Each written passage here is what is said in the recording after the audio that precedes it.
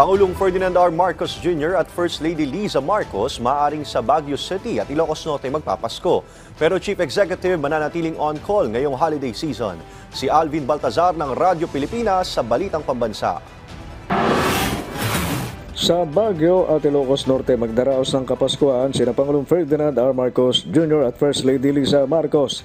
Sa panayam sa punong ekutibo, sinabi nitong sa Malacanang sila sa bisperas ng Pasko pero pagdating ng Disyembre 25 ay aakyat sila patungong Norte at Baguio.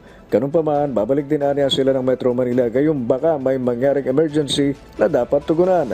Baka little break lang aniya ang mangyari, sabi ng Pangulo na kailangan din naman kahit papano. Hindi ko maaaring sasabihin na hindi alis ako kasi hindi naman, baka may mangyari, baka may kailangan ako, whatever it is, I'm always available.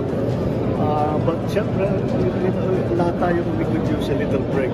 But maybe the First Lady and I will spend a little quiet time. Pero kahit panahon ng bakasyon, binigyan din ng Presidente na mananatili siyang on-call. Ayon sa Pangulo, wala siyang day off at hindi sasaklaw ng bakasyon, holiday o kaya ay weekend. I don't have off days. Hindi ako kasama dyan.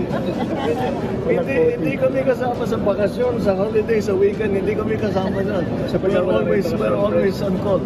Sabi ng punong ekutibo, gagamitin niya din ang pagkakataon na makapagbasa ng mga libro na hindi pa niya nababasa. Magiging flexible gaya ng dati ang kanyang schedule ayon sa Presidente sa harap na rin ng pagiging on-call nito sa lahat ng pagkakataon kahit ngayon darating na araw ng Pasko.